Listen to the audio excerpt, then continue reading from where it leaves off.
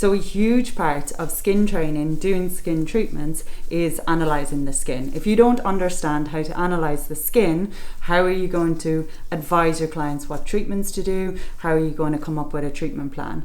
So with our training, a huge part of it is giving you the knowledge to understand skin conditions and how to correctly analyse them. And we do go more in depth with our knowledge about skin than any other school. So I'm going to go through with you on analysing the skin and what you're looking for. So we're going to always start at the forehead. This just breaks it into zones, so then we know that we're working our way thoroughly through the skin to properly analyse. So start at the forehead. We're always looking for signs of dehydration. If we pinch like this, then we'll see any lines appearing and we can see dehydration lines. So best not to confuse, aging lines with dehydration lines. So pinch like this way, and then you can see the slight puckering of the skin and little tiny ridges, and this shows the dehydration in the skin. So dehydration is one of the most common factors. Now we see like there's slightly open pores here. Open pores can be because someone has oily skin, or they had oily skin when they were younger, and now it's become slightly more like scars, because where the collagen has collapsed, the pores are just staying there. So we're looking at dehydration in this area, slight fine lines, and a little bit of open pores in that area. So now we're going to move down to the side of the face and onto the cheeks. So we're looking around the eye area. Again, we don't want to confuse fine lines with dehydration lines. So we're going to pinch from the opposite angle of the lines. We can see there's a little bit of puckering from the skin. Always look to the side. Turn your client's skin to the side and have a look.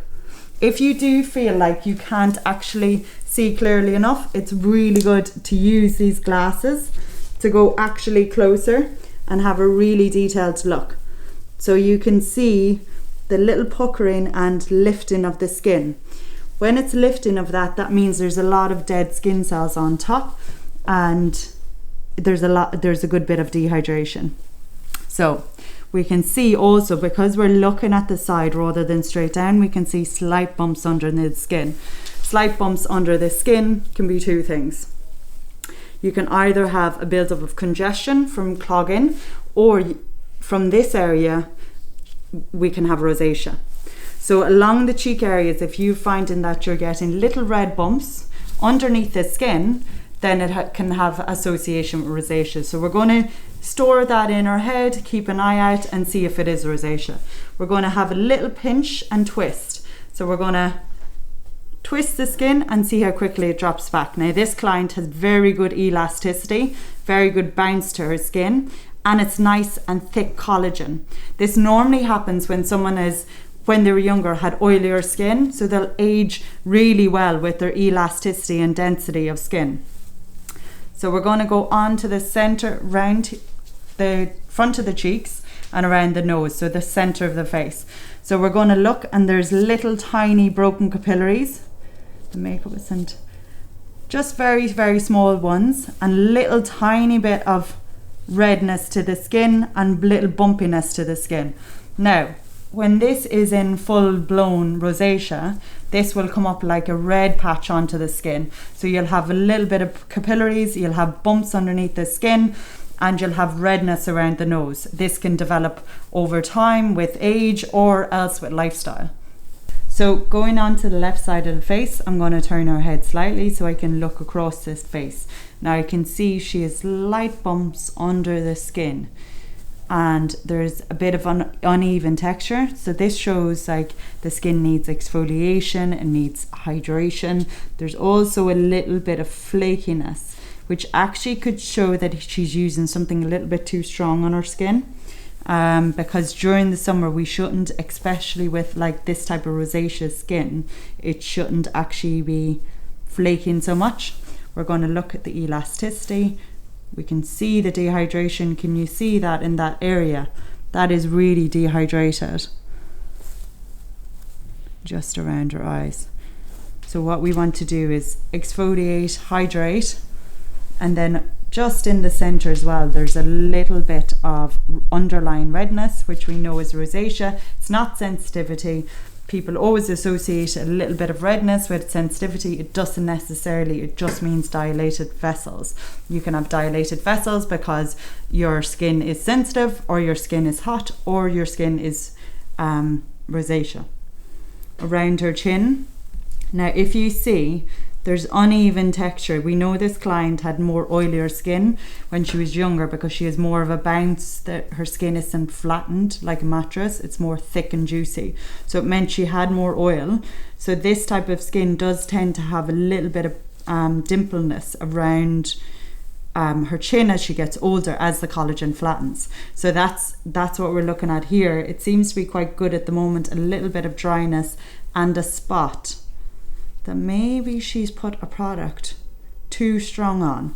Generally what you'll find with a spot is a spot, if there's redness around it, then the skin has been stripped. If the spot is just by itself and it's just a spot, then you know it hasn't been touched. If there's flakiness around the spot, we can find this when someone does something like putting tea tree oil on a spot, and it's completely drying out the skin and the surrounding skin, so it actually strips the skin. So then we're going to move on to her neck.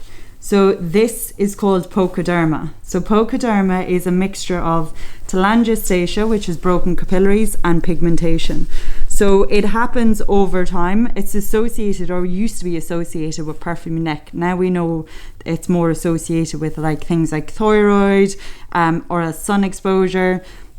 But you can see where the capillaries have expanded and then caused sun damage, and you have your little bits of sun damage on it. And she has the same on the other side of the neck, but not as strong at all. You can see there's no underlying redness, there's only a little bit pigmentation. So we know like there's a little bit of roughness, a little bit of dead skin cells. What we can do with that is help stimulate the area, stimulate with massage, exfoliation, hydration. She just needs a lot of nourishment at the moment, just in that area. So it is really important looking at your clients, and you can see like how you would identify rosacea, redness on the cheeks. Rosacea, as it develops, then turns into bumps underneath the skin. We can see pigmentation as small little brown areas on the skin. Melasma would tend to be a shadow of a brown area over a larger area. We can see aging is where you get your fine lines. We can see dehydration is where you push together and you see the little crepiness of the skin. Remember, dehydration is best treated by hydrating but also exfoliation. So that is most of like what you'll come across on general most people's skin type.